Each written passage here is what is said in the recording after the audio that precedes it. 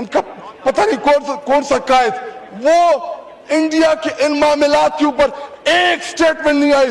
جناب deputy speaker صاحب، مجھے ٹیپو سلطان کہ وہ ایک کول یاد آ رہا ہے کہ اگر ایک لشکر جس کا سردار شیر ہو اور اس کے ساتھ لشکر میں گیدڑ ہو تو وہ شیروں کی طرح لڑتے ہیں، اگر شیروں کا لشکر اس کا سردار گیدڑ ہو تو وہ نہیں لڑ سکتے، وہ جنگیں ہار لیتے ہیں۔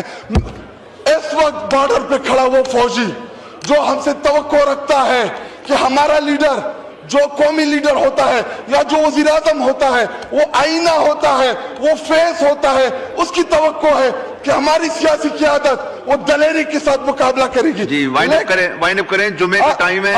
آخری 2 منٹ دے۔ جی لیکن جب آپ کا وزیر اعظم، جب آپ کا لیڈر بزدل ہو، وہ مودی کا نام نہ لے سکے، اس کو آپ کیا پیغام دے رہا بارڈر پہ لڑنے والے اس جوان کو؟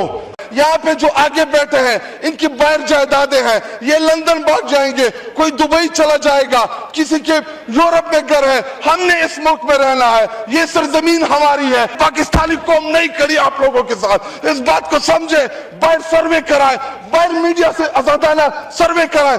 ان کا پتہ نہیں کون سا قائد، وہ انڈیا کے ان معاملات کے اوپر ایک سٹیٹمنٹ نہیں آئی۔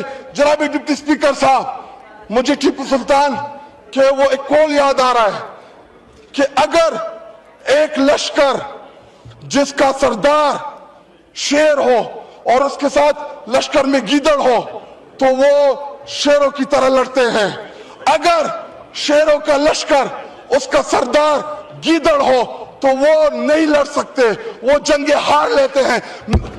اس وقت بارڈر پہ کھڑا وہ فوجی جو ہم سے توقع رکھتا ہے کہ ہمارا لیڈر جو قومی لیڈر ہوتا ہے یا جو وزیر اعظم ہوتا ہے وہ آئینہ ہوتا ہے، وہ فیس ہوتا ہے، اس کی توقع ہے کہ ہماری سیاسی قیادت وہ دلیری کے ساتھ مقابلہ کرے گی۔ جی وائنڈ اپ کریں، جمعے کا ٹائم ہے۔ آخری 2 منٹ دے۔ جی لیکن جب آپ کا وزیر اعظم، جب آپ کا لیڈر بزدل ہو، وہ مودی کا نام نہ لے سکے، اس کو آپ کیا پیغام دے رہا بارڈر پہ لڑنے والے اس جوان کو؟ یہاں پہ جو آگے بیٹھے ہیں ان کی باہر جائیدادیں ہیں، یہ لندن بھاگ جائیں گے، کوئی دبئی چلا جائے گا، کسی کے یورپ میں گھر ہے، ہم نے اس ملک میں رہنا ہے، یہ سرزمین ہماری ہے۔ پاکستانی قوم نہیں کھڑی آپ لوگوں کے ساتھ، اس بات کو سمجھے، باہر سروے کرائیں، باہر میڈیا سے آزادانہ